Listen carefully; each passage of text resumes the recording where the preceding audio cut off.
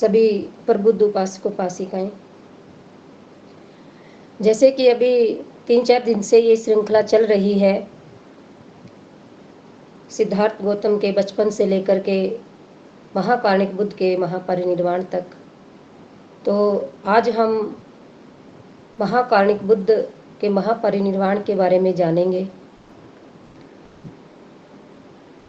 बुद्ध ने जब संबोधि प्राप्त की, जब उनको संबोधि प्राप्त हो गई और वो बुद्ध बन गए, बुद्ध बनने के बाद में उन्होंने अनंत लोगों का कल्याण किया। जैसा कि हमने पीछे पढ़ा जाना समझा कि 29 वर्ष की उम्र में सिद्धार्थ गौतम ने गृह त्याग किया। 35 वर्ष की उम्र में संबोधि प्राप्त हुई। फिर लगातार 45 वर्षों तक उन्होंने धम्म का प्रचार प्रसार किया। जो भी ज्ञान उनको प्राप्त हुआ उस ज्ञान से अनंत लोगों का उन्होंने कल्याण किया और 80 वर्ष की उम्र में उन्होंने महापरिनिर्वाण को वो प्राप्त हो गए। तो जो महापरिनिर्वाण की घटना है, उससे पहले जो तथागत बुद्ध ने महान कार्य किए, संबोधि के तुरंत बाद उन्होंने भिक्षु संघ की स्थापना करने के लिए सर्वप्रथम 5 परिव्राजकों को भिक्षु बनाया, उनको धम्म का उपदेश दिया। उनको लगा कि सबसे पहले जो ज्ञान की खोज में निकले हुए हैं वही मेरे इस धम्म को समझ पाएंगे। तो उन्होंने सबसे पहले 5 परिव्राजकों को जब धम्म उपदेश दिया और उनके साथ भिक्षु संघ का निर्माण किया, उसके बाद में जो श्रृंखला थी भिक्षु संघ की वो बढ़ती गई। फिर चाहे यश की पवज्जा हो, कश्यप बंधुओं की पवज्जा हो, जो कश्यप बंधु थे, उर्वेला कश्यप थे, नदी कश्यप थे, गया कश्यप थे, वो सारे के सारे मिलाकर के उनके शिष्यों को मिलाकर के लगभग 1000 संख्या थी। तो उन 1000 लोगों को, कश्यप बंधुओं को एक साथ में महाकाणिक बुद्ध ने धम्म सिखाया, उपदेश दिया और संघ में शामिल किया। फिर उसके बाद में चाहे मोदगल्यान है, सारिपुत्र हैं, उनके साथ में भी उनके 250 और शिष्य मित्र थे जो उनके साथ में, वो जो उनके गुरु थे संजय, उनसे सीखते थे। तो उनकी भी एक साथ पवज्जा हुई। तो इस तरह से महाकाणिक बुद्ध ने एक विशाल भिक्षु संघ का निर्माण किया। फिर उसके बाद में उन्होंने महिलाओं को भी भिक्षुणी बनने का अवसर दिया। जिस समय में कोई भी महिला घर से बाहर नहीं जा सकती थी, आज से अगर हम 2500 वर्ष पहले की बात कर रहे हैं, तो उस समय में तो महिलाओं को मालूम ही नहीं था कि घर से बाहर जाना भी क्या होता है, क्योंकि बहुत सारी उस समय वर्णवाद था, बहुत सारे जो पुरोहितों की कह देते हैं हम कि स्त्री पुरुष में बहुत भेद था। तो इसीलिए उस समय में महाप्रजापति गौतमी का भिक्षुणी बनना 500 शाक्य महिलाओं के साथ, तो महाकाणिक बुद्ध ने पहली बार ये इतिहास रचा और भिक्षुणियों को भी संघ में शामिल किया और भिक्षु संघ के साथ साथ भिक्षुणी संघ भी बनाया। उसके बाद में महाकाणिक बुद्ध ने अनेक गृहस्थों का, चाहे वो राजा है, महाराजा है, कोई भी है, उनका भी कल्याण किया, उनको भी अपने साथ जोड़ा। चाहे भले ही वो गृहस्थ उपासक बने रहे, लेकिन उन्होंने बुद्ध की शरण लेकर, बुद्ध के धम्म को जानकर अपने जीवन का कल्याण किया और अपने जीवन के साथ साथ दूसरों का भी कल्याण किया। और थोड़ा सा अगर हम आगे बढ़ते हैं, उस समय में बहुत ज़्यादा ऊंच नीच भी थी, जाति पाति भी थी। बुद्ध ने वर्ण व्यवस्था को भी नकारते हुए, आप सुनित भंगी की भी उसमें पवज्जा है, उपाली नाई की भी पवज्जा है, उसमें प्रकृति चंडालिका को भी महाकाणिक बुद्ध ने शरण दी। यहाँ तक भी जो आम्रपाली का जब हम जिक्र करते हैं, जो एक नगर वधु थी और नगर वधु होने के नाते सिर्फ और सिर्फ वो दूसरों के लिए ही प्रयोग की जाती थी, उनको भी बुद्ध ने राह दिखाई और आम्रपाली को भी भिक्षुणी बनाया। तो बुद्ध के अंदर जो करुणा थी, दया थी, मैत्री थी, वो इतनी अपार थी और उनका जो धम्म था वो दया, करुणा, मैत्री पर ही आधारित था।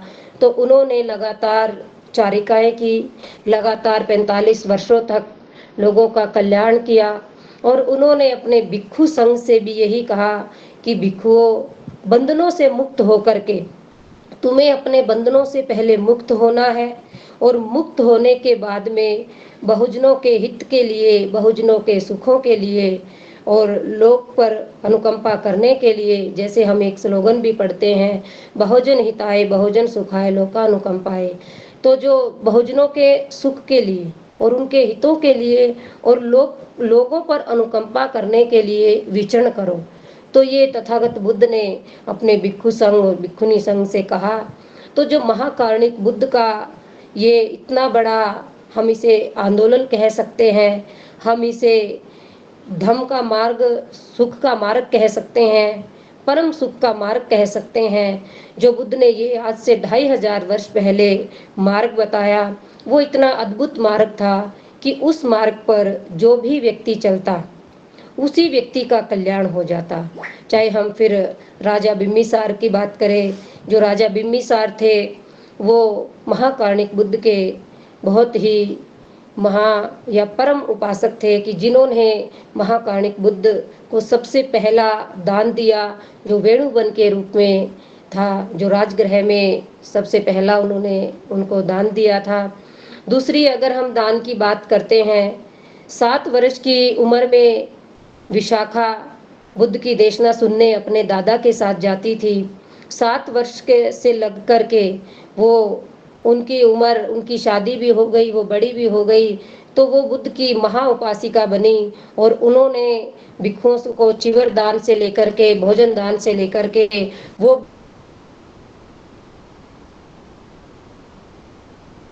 भी दान में इतनी पारंगत हो गई और उनको आज भी बुद्ध की महा उपासिका के नाम से जाना जाता है। जब भी विशाखा का नाम आता है तो महा उपासिका का नाम आता है। अब चाहे हम सुगत की बात करें, सुगत के बारे में भी आप लोगों ने सुना है। सुगत ने दान की जो पारमिता है उसकी पराकाष्ठा पे न्यौछावर किया, जिस कारण से उनका नाम अनाथ पिंडक पड़ा और उन्होंने महाकारुणिक बुद्ध को जो जेतवन विहार दिया था, जो जेत कुमार का था, इसीलिए उसका जेतवन नाम पड़ा, जेतवन अनाथ पिंडक का विहार। तो वो भी उन्होंने सोने के सिक्के बिछा करके बुद्ध को दान दिया। तो कहने का तात्पर्य ये है कि महाकारुणिक बुद्ध के संपर्क में जो जो भी कोई भी प्राणी आया उसका कल्याण होता चला गया। वो समझता चला गया कि महाकारुणिक बुद्ध ने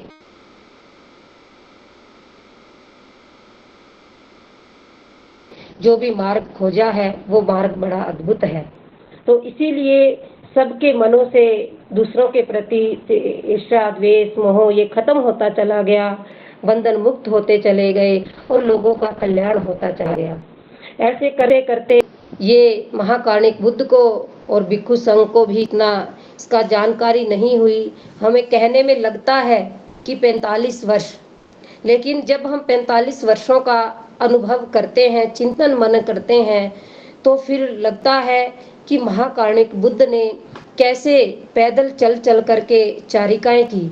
उस समय पर तो इतने रास्ते भी नहीं थे, पहाड़ी रास्ते थे, जंगली रास्ते थे।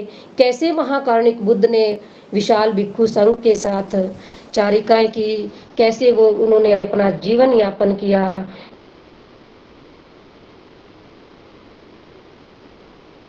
क्योंकि वो बुद्धत्व प्राप्त कर चुके थे, इसीलिए उन्होंने ये सारी जो उनके आगे समस्याएं आती गई उन समस्याओं को पार भी करते गए।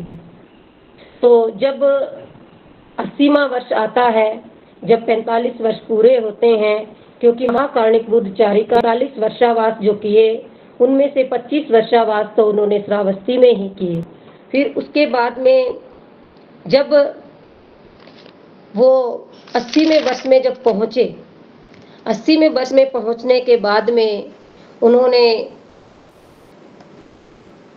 राजगृह में भिक्षु संघ के साथ वो रुके हुए थे। राजगृह से फिर वो वैशाली आए। वैशाली आने के बाद में उन्होंने एक दिन अचानक आनंद बैठे थे, आनंद के सामने कहा कि आनंद, मैं अब वृद्ध हो चुका हूँ, अब मैं इस जीवन से त्याग पाना चाहता हूँ।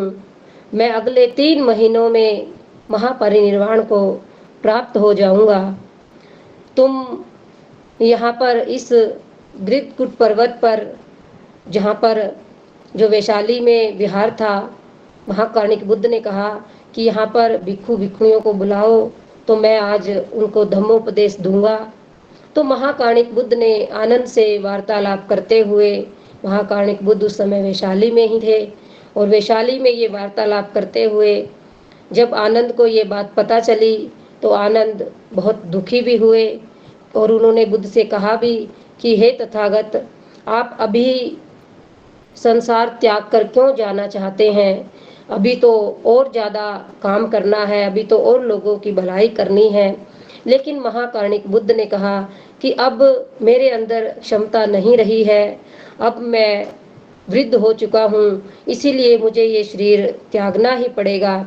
और उन्होंने कहा कि अब आनंद, तुम और ज़्यादा अगर मेरी चिंता चाहते हो और मेरा जो ये मार्ग है, श्रेष्ठता का मार्ग है, इसे अब तुम लोगों को ही आगे बढ़ाना है, भिक्षुओं को ही आगे बढ़ाना है। तो तथागत बुद्ध ऐसे आनंद से वार्तालाप कर रहे थे। फिर आनंद ने भिक्षुओं को इकट्ठा किया, भिक्षुणियों को इकट्ठा किया, तो सभी को बुद्ध ने वैशाली के अंदर देशना दी। देशना में उन्होंने यह घोषणा भी की, बताया भी कि अगले 3 महीनों में मैं महापरिनिर्वाण को प्राप्त हो जाऊंगा। उसके बाद में जब वैशाली में देशना देने के बाद में तथागत बुद्ध आनंद से कहते हैं कि आनंद, अब हमें वैशाली से विदा लेनी चाहिए। और आनंद सुबह उठते हैं, सुबह उठकर भिक्षा पात्र लेते हैं, चिवर लेते हैं, और वैशाली से, क्योंकि बुद्ध वृद्ध हो चले थे इसीलिए आनंद उनके साथ में रहते थे, तो आनंद और महाकारुणिक बुद्ध दोनों वैशाली में भिक्षाटन के लिए जाते हैं। भिक्षाटन करने के बाद में, भिक्षा लेने के बाद में, भोजन करने के बाद में फिर तथागत बुद्ध कहते हैं कि आनंद, अब हम इस वैशाली को छोड़ देंगे। और वैशाली को छोड़ने के लिए तथागत बुद्ध ने वैशाली की ओर मुड़कर देखा और आनंद से कहा कि आनंद, देखो ये वैशाली कितनी सुंदर है, इसके विहार कितने सुंदर है, ये कितनी सुंदरता से महक रही है। तो ऐसे वो तथागत वैशाली का गुणगान कर रहे थे। जब तथागत की यह बात वैशाली के लिच्छवियों को पता चली कि अब तथागत वैशाली छोड़ देंगे, तो वो तथागत के पीछे पीछे तथागत को विदा करने के लिए आए। तो तथागत ने उनको अपना भिक्षा पात्र जो उनके हाथ में था, इस स्मृति के लिए वो भिक्षा पात्र जो वैशाली के लिच्छवी थे उनको दे दिया और कहा कि ये मेरा भिक्षा पात्र है, ये आप वैशाली में ही एक स्मृति के रूप में रखना।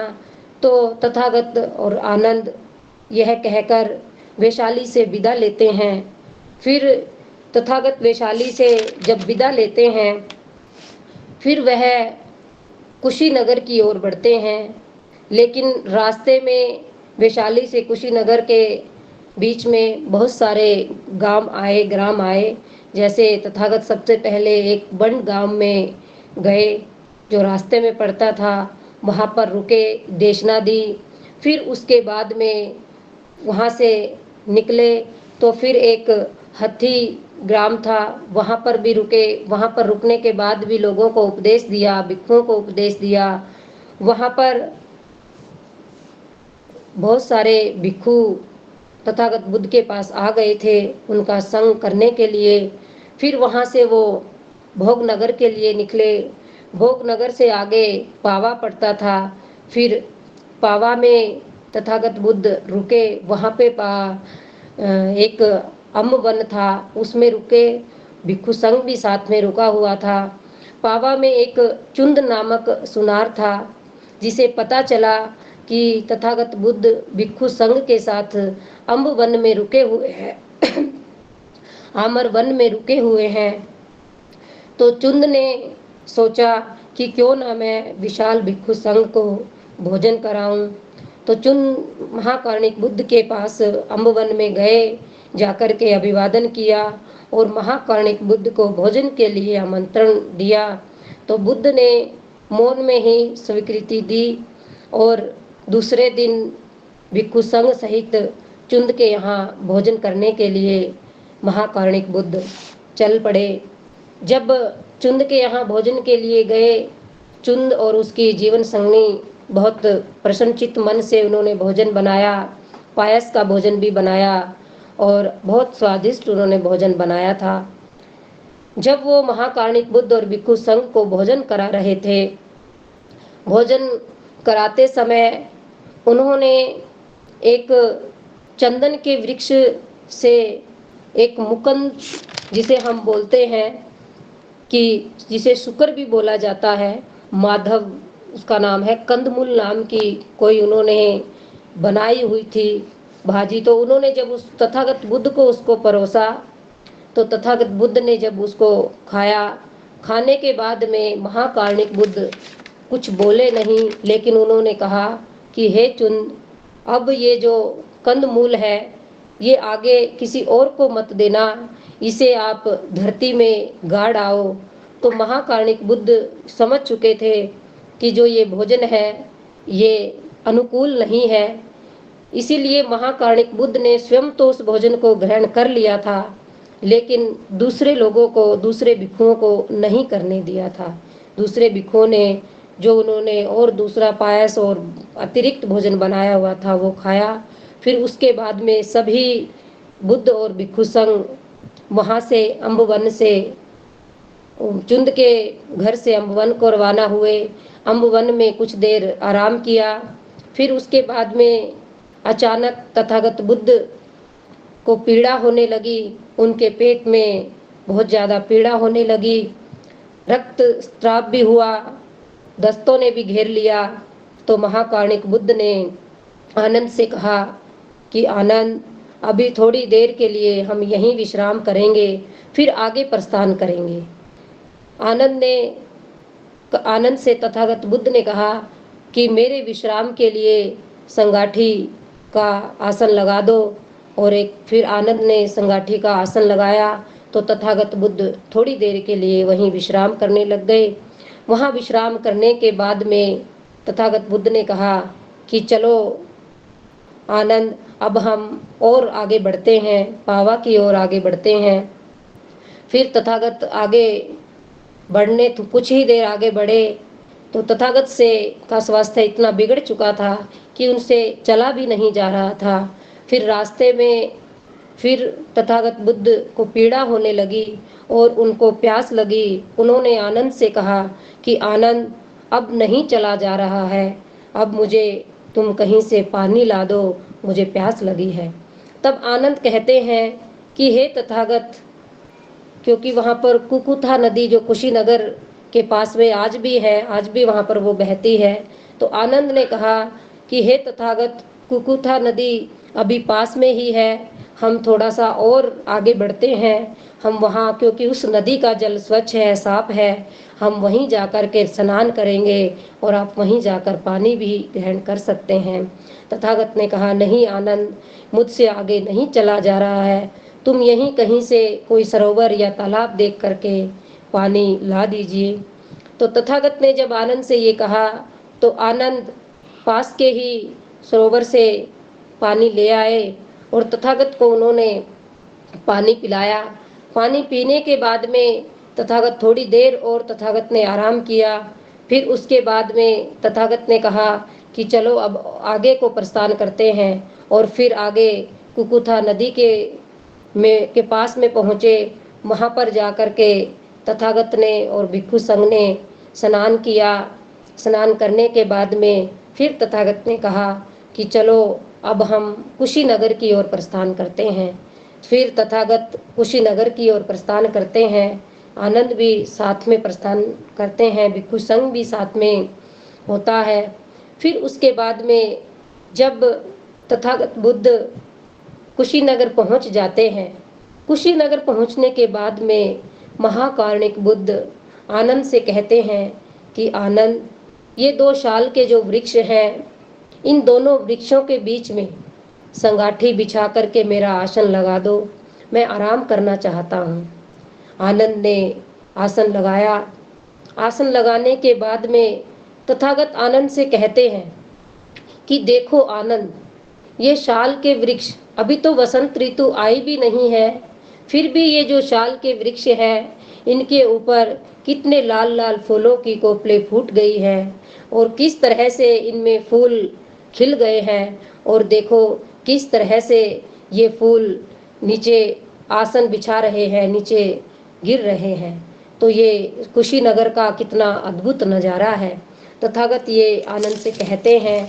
और फिर तथागत जब बहुत ज़्यादा पीड़ा में थे, आनंद भी ये महसूस कर रहे थे कि तथागत को बहुत ज़्यादा पीड़ा हो रही है, तो आनंद ने कहा कि हे तथागत, अब आप कुछ देर के लिए विश्राम कीजिए।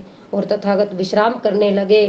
जब तथागत विश्राम कर रहे थे कुशीनगर में, तब ही एक सुबुद्र नाम का उपासक आता है।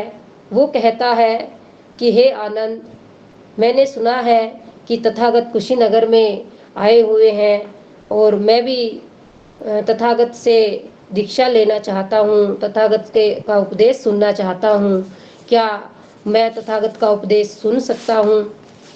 आनंद सुबुद्र से कहते हैं, सुभद्र से, कि हे सुबुद्र, अभी तथागत विश्राम कर रहे हैं, उनको पीड़ा हो रही है, वो अभी आपको दीक्षा नहीं दे सकते हैं। तो ये बातें तथागत भी सुन लेते हैं। तो तथागत कहते हैं कि आनंद, सुभद्र को आने दो, सुभद्र को आने दो, क्योंकि जो इनकी इसकी जिज्ञासा है, मैं नहीं चाहता कि कोई जिज्ञासा लेकर ही वापस चला जाए, इसीलिए हे आनंद, सुभद्र को तुम आने दो। इससे देखिए ये सिद्ध होता है कि महाकारुणिक बुद्ध कितने ज़्यादा करुणामयी थे कि उनका स्वयं का स्वास्थ्य बिल्कुल भी ठीक नहीं था, फिर भी वो अंतिम भिक्षु बनाने के लिए, क्योंकि सुभद्र अंतिम भिक्षु बनना चाहते थे, वो भिक्षु बनने के लिए ही आए थे, फिर भी महाकारुणिक बुद्ध ने सुभद्र को भिक्षु बनाया और उसको दीक्षा दी और उसकी जो भी जिज्ञासा थी उसे पूरा किया, उसको बताया और उसे धम्म का उपदेश दिया। धम्म का उपदेश देने के बाद में वो अंतिम भिक्षु के रूप में दीक्षित हुए। तो उन्होंने, महाकारुणिक बुद्ध ने आनंद से कहा कि सुबुद्र को चिवर और पातर दे दो और इनको एक भिक्षु के रूप में, ये अंतिम भिक्षु के रूप में है। तो हम इन बातों से सब ज्ञात कर सकते हैं, चिंतन मनन कर सकते हैं कि महाकारुणिक बुद्ध के पास कोई भी आया वो खाली लौट कर नहीं गया। फिर उसके बाद में जब सुभद्र को भी महाकारुणिक बुद्ध ने संतुष्ट कर दिया, उसकी जिज्ञासा को भी शांत कर दिया, उसको भिक्षु भी बना दिया, उसके बाद में आनंद चिंतित हो जाते हैं, आनंद शोक में डूब जाते हैं। आनंद कहते हैं कि हे तथागत, आप सारनाथ को छोड़ करके, श्रावस्ती को छोड़ करके, वाराणसी को छोड़ करके आप कुशीनगर में ही क्यों आए? क्योंकि ये तो एक छोटा सा गांव है, यहाँ तो कच्ची झोपड़ियां हैं, आपने यहीं पर महापरिनिर्वाण लेने का निश्चय क्यों किया? हे तथागत, आपके लिए वही जगह उचित रहती, ये जगह आपके लिए, आपके महापरिनिर्वाण के लिए उचित नहीं है। तो महाकारुणिक बुद्ध आनंद से कहते हैं कि आनंद, तुम इस कुशीनगर के में जो ये वृक्ष है, शाल वृक्ष है, इनकी तरफ देखो, ये कितने ज़्यादा प्रकृति के रूप में इनके ऊपर फूल खिले हुए हैं और प्रकृति मेरे ऊपर फूल अपने आप ही बरसा रही है। तो इसीलिए हे आनंद, जो कुशीनगर का नज़ारा है, जो कुशीनगर की सुंदरता है, वो बहुत ही अद्भुत है। इसीलिए जाओ, जाकर के कुशीनगर के मल्लों को यह संदेश दो कि मध्य रात्रि, वैशाख पूर्णिमा की मध्य रात्रि को महाकारुणिक बुद्ध महापरिनिर्वाण को प्राप्त होने वाले हैं। कहीं कुशीनगर के मल फिर बाद में तुम्हें ये ना कहे कि तथागत का महापरिनिर्वाण कुशीनगर में हुआ और हमें संदेश नहीं दिया गया। तो महाकारुणिक बुद्ध ने आनंद से कहा कि जाओ कुशीनगर के मल्लों को तुम संदेश देकर आओ। तो आनंद ने तथागत के आदेश का पालन किया। फिर तथागत ने कुशीनगर के मल्लों को भी बुलावा भेजा और भिक्षु भी वहाँ पर पहुँच गए थे। तो महाकारुणिक बुद्ध ने भिक्षुओं को भी उपदेश दिया। लिच्छवी जो कुशीनगर के मल थे उनको भी उपदेश दिया। और फिर महाकारुणिक बुद्ध ने जो अंतिम महाकारुणिक बुद्ध के हम कह सकते हैं कि अंतिम जो उनके वचन थे, उन्होंने यही कहा, क्योंकि सभी भिक्षु भी चिंतित हो गए थे कि जब महाकारुणिक बुद्ध चले जाएंगे, हमारे शास्त्रा हमें छोड़कर चले जाएंगे, तो हमारा क्या होगा, हमें कौन देशना देगा, कौन हमें शिक्षा दीक्षा देगा, कौन हमारी समस्याओं को सुनेगा। तो ये सभी के मन की चिंता थी और आनंद इस बात से और ज़्यादा चिंतित थे। तो तथागत बुद्ध आनंद को कहते हैं कि हे आनंद, एक तो तुम इस बात को थोड़ा ध्यान से सुनो कि मेरे जाने के बाद में कोई भी चुंद के ऊपर उंगली ना उठाए, क्योंकि महाकारुणिक बुद्ध ने जो अंतिम भोजन किया था वो चुंद के यहाँ से ही किया था। तो महाकारुणिक बुद्ध आनंद को समझाते हुए कहते हैं कि आनंद, चुंद ने मुझे कोई ऐसा भोजन नहीं खिलाया कि जो मेरे लिए सही ना हो, इसीलिए चुंद को कोई भी भला बुरा ना कहे, ये आप तुम्हारी जिम्मेदारी बनती है। इसीलिए जो मेरा पहला भोजन था, संबोधि प्राप्ति का जो भोजन था, वो पायस का भोजन था, वो भी मेरे लिए बहुत उत्तम भोजन था। और जो मेरा अंतिम भोजन चुंद का द्वारा दिया हुआ भोजन था, ये भी मेरे लिए उत्तम भोजन था। इसीलिए किसी को भी ये अवसर ना दिया जाए कि कोई मेरे जाने के बाद में चुंद को कुछ कहे या चुंद डर के मारे चुंद घबरा जाए। इसीलिए ये जिम्मेदारी तुम्हारी बनती है। फिर तथागत आनंद को कहते हैं कि हे आनंद, मैंने जो तुम्हें धम्म और विनय और अनुशासन सिखाया है, यही मेरे बाद तुम सबके शास्त्रा होगा। जो धम्म है, धम्म ही तुम्हारा शास्त्रा है, क्योंकि धम्म ही धम्म का शास्त्रा कहलाएगा। कोई भी मेरे जाने के बाद किसी के ऊपर आदेश नहीं करेगा, किसी को आदेशित नहीं करेगा। जो वरिष्ठ भिक्षु है वो कनिष्ठ भिक्षुओं का आदर सम्मान करेंगे, नाम लेकर पुकारेंगे। तो ये सारी जो बातें हैं, वो सारी बातें महाकारुणिक बुद्ध ने अपने भिक्षु संघ को, आनंद को बताई। और महाकारुणिक बुद्ध ने फिर जब रात्रि का पहर हो गया, तो महाकारुणिक बुद्ध ने जो लिच्छवी मल भी आ गए, तो महाकारुणिक बुद्ध ने कहा कि अब मैं महापरिनिर्वाण को प्राप्त होता हूँ।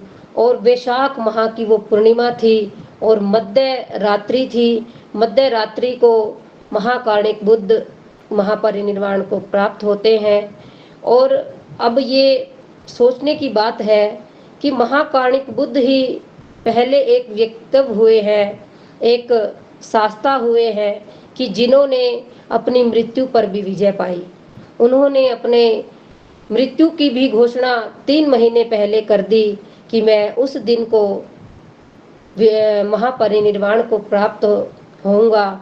और वो एक अद्भुत नज़ारा था कि जब महाकारुणिक बुद्ध महापरिनिर्वाण को प्राप्त हुए, तो जो शाल वृक्ष के ऊपर जो फूल लगे हुए थे, जो फूल उनकी पत्तियों पे थे, वो सारे फूल महाकारुणिक बुद्ध पर इस तरह से गिर रहे थे कि मानो कोई फूल बरसा रहा हो। जैसे विनय पिटक है या दिग् निकाय है, उसमें संदर्भ भी आता है कि जब महाकारुणिक बुद्ध का महापरिनिर्वाण हुआ कि मानो देवता उन पर फूल बरसा रहे हैं। तो वो एक हम उसको ये कह सकते हैं कि मानो देवता उन पर फूल बरसा रहे हैं। देवता का अर्थ है कि प्रकृति, जो जो शाल वृक्ष थे वो उन पर फूलों की वर्षा कर रहे थे। तो आज से लगभग ईसा पूर्व 483 को महाकारुणिक बुद्ध ने महापरिनिर्वाण को प्राप्त किया। और उसके बाद में जो पाली में भी हम बोलते हैं और उसका हिंदी अनुवाद भी बाबा साहब ने बुद्ध और उनके धम्म में लिखा हुआ है कि सूर्य केवल दिन में ही चमकता है, चंद्रमा केवल रात्रि में, और क्षत्रिय तभी चमकता है जिस समय वह कवचबद्ध होता है, यानी कि उस पे कवच होता है। और भिक्षु तभी चमकता है जब वह ध्यान रत रहता है। लेकिन बुद्ध अपने तेज से दिन और रात हर समय चमकते रहते हैं, प्रकाशित रहते हैं। तो महाकारुणिक बुद्ध जो एक ऐसे व्यक्तित्व है, एक ऐसे हमारे शास्त्रा है कि जो सदा सदा चमकते रहेंगे, सदा सदा प्रकाशित होते रहेंगे।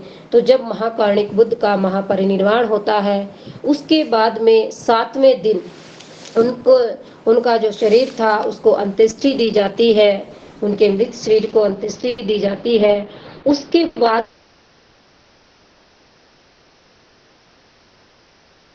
में जो मल्ल राजा थे, क्योंकि कुशीनगर में महाकारुणिक बुद्ध ने महापरिनिर्वाण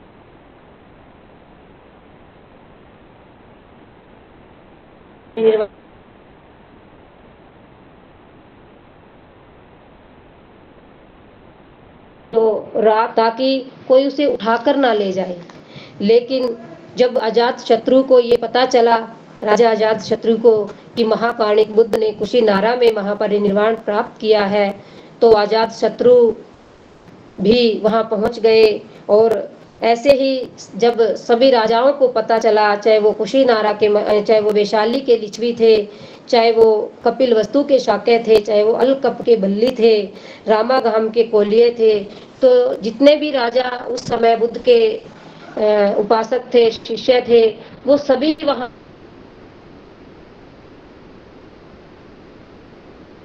पहुंच गए। और उन्होंने कहा कि महाकारुणिक बुद्ध पर केवल कुशीनारा के मलों का, उनकी अस्थियों पर केवल कुशीनारा के मलों का ही अधिकार नहीं है, हमारा भी अधिकार है। तो ये हमें पता ही है कि जो राजा होते हैं वो स्वभाव से हर काम में विवाद उत्पन्न कर ही देते हैं। तो उसमें भी की अस्थियां कौन लेकर जाएगा। सभी लोग अपना अपना हक जता रहे थे, सभी राजे अपना अपना हक जता रहे थे कि महाकारुणिक बुद्ध ने हमारे यहाँ पर इतना समय बिताया, हमारे यहाँ पर इतना समय बिताया। तो सभी ऐसा बोल रहे थे। लेकिन उनमें से एक द्रोण नाम का ब्राह्मण था जिसने कहा कि महाकारुणिक बुद्ध शांति के प्रतीक थे, उन्होंने हमेशा शांति स्थापित करने का उन्होंने 45 वर्षों तक कार्य किया, और आज आप उन्हीं की ही अस्थियों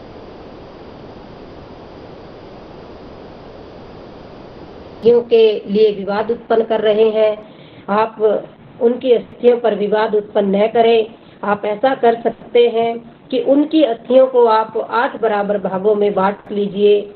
और जो उनका द्रोण ने जो ये फैसला सुनाया, तो इस फैसले से सभी लोग सहमत हो गए, सभी राजा सहमत हो गए। और उन्होंने जो राजा थे सभी अपने अपने राज्य में उन अस्थियों को लेकर गए और उन अस्थियों पर विशाल स्तूपों का निर्माण करवाया। जो आज भी जब हम देखते हैं, जब हम कुशीनारा जाते हैं, कपिल वस्तु जाते हैं, वैशाली जाते हैं, हर जगह पर आज भी महाकारुणिक बुद्ध के अस्थियों के ऊपर स्तूप नजर आएंगे। आज भी उनकी जो अवशेष है वो हमें नजर आते हैं। इसीलिए आज से 2500 वर्ष पहले महाकारुणिक बुद्ध के प्रति लोगों की ही नहीं, विभिन्न राजाओं की भी इतनी श्रद्धा थी कि उन्होंने उनकी अस्थियों का भी बंटवारा कर दिया। और फिर आगे चल कर के अगर हम बात करते हैं, जब 8 भागों में अस्थियों को बांटा गया, तो जो ब्राह्मण जो द्रोण थे, द्रोण ने कहा कि मुझे जिस पात्र में जो अस्थियां थी, उन अस्थियों का जो पात्र था वो द्रोण को दे दिया गया। और वो द्रोण वो पात्र लेकर के वो भी बहुत संतुष्ट हुए। उसके बाद में अगर हम थोड़ा और आगे चलते हैं तो सम्राट अशोक के समय में सम्राट अशोक ने उन 8 भागों की जो अस्थियां थी, उन स्तूपों को तुड़वा करके उन अस्थियों को 84,000 भागों में बांटा और हर जगह पर जहां जहां महाकारुणिक बुद्ध के चरण पड़े थे, कदम पड़े थे, वहां वहां पर सम्राट अशोक ने स्तूप बनवाए। आज भी वो सारे स्तूप इसी तरह से हमें दिखते हैं। जहाँ भी हम जाते हैं हमें अनुभूति होती है, कोई भी कहीं जाता है अनुभूति होती है कि महाकारुणिक बुद्ध यहाँ पर भी आए थे, महाकारुणिक बुद्ध यहाँ पर भी आए थे। तो पूरा जम्मू द्वीप महाकारुणिक बुद्ध ने पैदल चल करके ही उन्होंने उसकी यात्रा की, क्योंकि उस समय भारत को जम्मू द्वीप के नाम से ही जाना जाता था। और पैदल चल के पूरे जम्मू द्वीप पर घूमे और पूरे लोगों के मनों पर महाकारुणिक बुद्ध ने राज किया। राजाओं को महाकारुणिक बुद्ध ने बदल डाला, लोगों की मानसिकता को महाकारुणिक बुद्ध ने बदल डाला। इसीलिए जो ये 3 अद्भुत घटनाएं महाकारुणिक बुद्ध के जीवन में घटी थी, चाहे वो सिद्धार्थ का जन्म था, वो भी एक खुले आसमान के नीचे हुआ। क्यों लुम्बिनी वन में सिद्धार्थ गौतम का जन्म हुआ था, वो भी वैशाख माह की पूर्णिमा ही थी। फिर उसके बाद में जब संबोधि की बात आती है तो संबोधि भी खुले आसमान के नीचे ही, प्रकृति में वृक्ष के नीचे ही हुई थी। और फिर वो भी वैशाख पूर्णिमा का ही दिन था। और महापरिनिर्वाण की जब हम बात करते हैं तो वो भी महाकारुणिक बुद्ध खुले आसमान के नीचे प्रकृति की गोद में ही महापरिनिर्वाण को प्राप्त हुए थे, शाल वृक्षों के नीचे। तो इसे हम कह सकते हैं कि ये विश्व की अद्भुत घटना है, अद्भुत घटना घटी थी। उसके बाद में ना ऐसी घटना कभी घटी। और मुझे तो ऐसा भी है कि क्या भविष्य में कोई ऐसी अद्भुत घटना घट सकती है, क्योंकि बहुत वर्षों बाद ही ऐसे शास्त्र पैदा होते हैं, ऐसे शास्त्र उत्पन्न होते हैं कि जो इतने ज़्यादा करुणामयी होते हैं, इतने ज़्यादा लोगों के प्रति कल्याणकारी होते हैं, जो अपना पूरा जीवन लोगों के कल्याण के लिए न्योछावर कर देते हैं। ऐसे महाकारुणिक बुद्ध का महापरिनिर्वाण हुआ। और महापरिनिर्वाण के बाद में जब महाकारुणिक बुद्ध ने जो ज्ञान दिया, जो उन्होंने पूरा ज्ञान सब लोगों को बताया, उस ज्ञान को एकत्रित करने के लिए तो जो महाकश्यप भिक्षु थे, उनको जब मालूम हुआ तो वो भी भिक्षु संघ के साथ पहुँचे। और उन्होंने जब प्रथम संगीति बिठाई, प्रथम संगीति में त्रिपिटक का जो महाकारुणिक बुद्ध ने धम्म और विनय पर जो शिक्षा दी थी, तो धम्म की जो शिक्षा थी वो जो आनंद थे, भिक्षु आनंद थे, उन्होंने कहा कि 82,000 कहा जाता है, हम विनय पिटक में भी पढ़ते हैं कि 82,000 देशनाएं महाकारुणिक बुद्ध ने दी थी। और जो 2,000 देशनाएं थी वो अन्य भिक्षुओं ने, क्योंकि बुद्ध के जो संरक्षक थे, जो भिक्षु थे बुद्ध के साथ में, चाहे सारिपुत्र थे, चाहे मोदगल्यान थे, चाहे महाकश्यप थे, ऐसे 80 भिक्षुओं के नाम आते हैं जो महाकारुणिक बुद्ध के बिल्कुल सेकंड लाइन में आते थे। उन्होंने भी कुछ देशनाएं दी थी।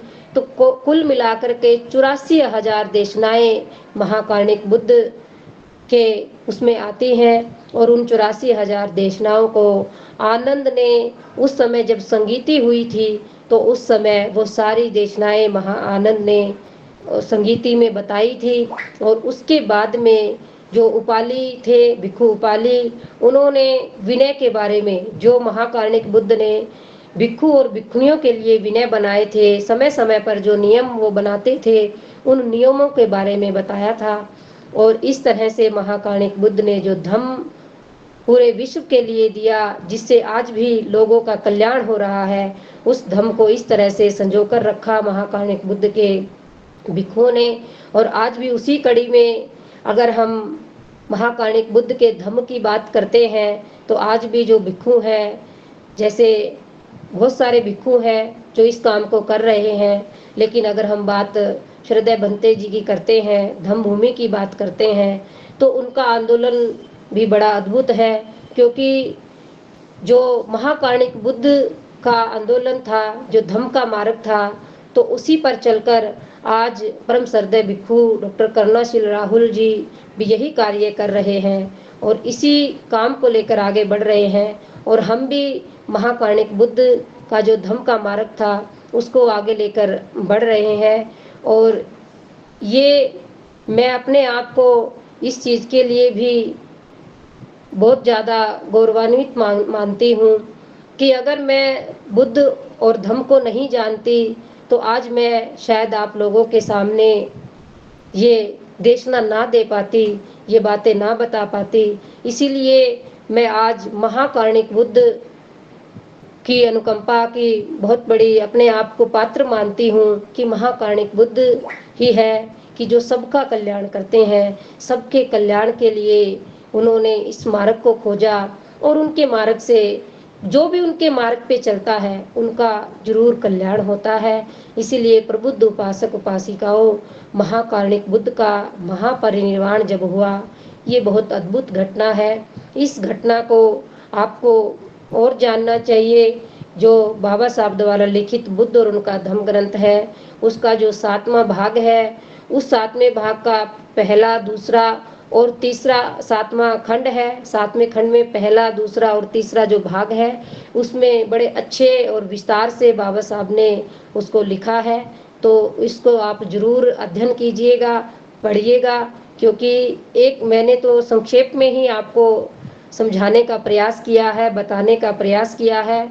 मैं उम्मीद करती हूँ कि आप लोगों को जरूर ये बात समझ में आई होगी और महाकारुणिक बुद्ध के महापरिनिर्वाण के बारे में जो भी कुछ छोटी मोटी भ्रांतियां हैं उसके बारे में भी आपको समझ में आया होगा। इन्हीं शब्दों के साथ में मैं अपनी वाणी को विराम देती हूँ, क्योंकि मीटिंग का समय हो चुका है समापन का। इसीलिए आप सब लोगों ने मेरी बात को बड़े ध्यान से सुना। आप सभी का मंगल हो।